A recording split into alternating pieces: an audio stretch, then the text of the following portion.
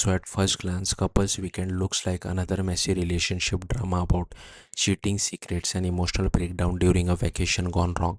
But underneath all the awkward arguments and uncomfortable tension, the movie actually tries to ask a much bigger question: can relationships survive once painful truths are fully exposed?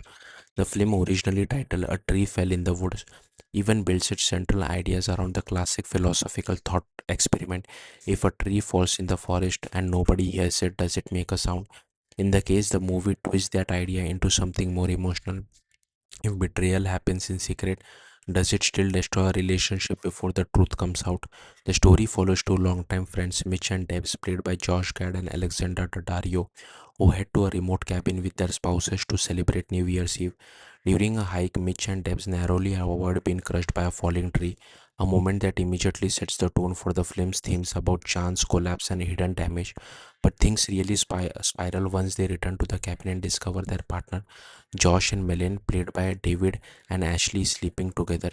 To make matters even worse, a massive snowstorm traps all four characters inside the cabin together, forcing them to confront the betrayal face to face with absolutely nowhere to escape.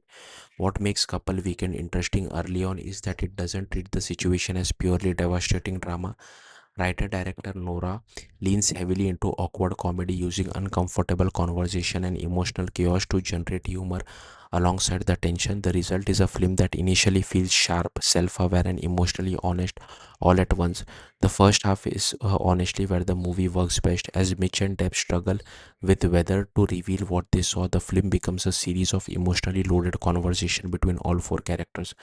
Those scenes are packed with quick dialogue, biting observation, and surprisingly funny exchanges that explore resentment, dissatisfaction, emotional disconnect, and the slow erosion of identity that can happen in long-term relationship. The movie clearly wants to examine more than just infidelity.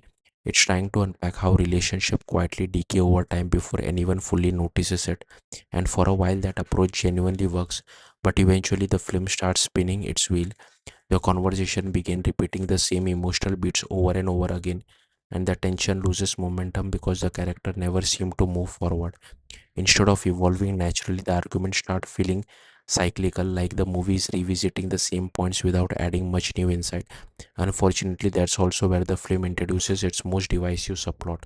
While trying to escape the emotional chaos, Mitch discovers an old bottle of mysterious alcohol hidden in the cabin basement. Drinking it sends him into what becomes an extended psychedelic spiral, and somehow the others end up joining him. The problem is that this intoxication sequence drags on far too long and completely disrupts the grounded emotional realism the movie had carefully built earlier. What had been a sharp relationship dramedy suddenly turns into a bizarre, painfully unfunny detour that weakens the tension between the characters.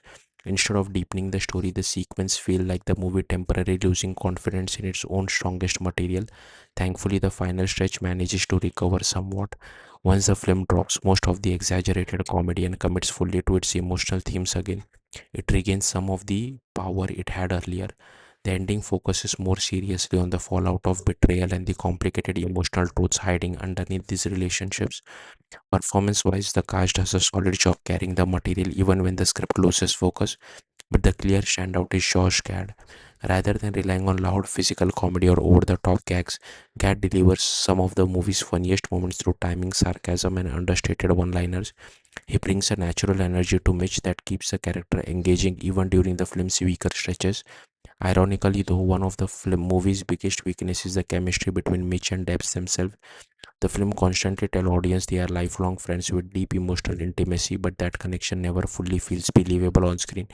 Some of the movie's most important emotional moments end up feeling slightly forced because the relationship at the center never completely clicks. In the end, Couples Weekend is one of those films that has all the ingredients for something really memorable, but doesn't entirely stick the landing. The premise is strong, the dialogue is often genuinely clever, and the emotional themes about love, resentment, and personal identity are surprisingly thoughtful. But uneven pacing, repetitive conflict, and a misguided psychedelic subplot keep the movie from reaching its full potential. Still, thanks to a strong comedic performance from Josh Gad and a handful of genuinely sharp relationship conversation, the film remains engaging enough to make the emotional chaos worth watching. Thank you for watching. Bye.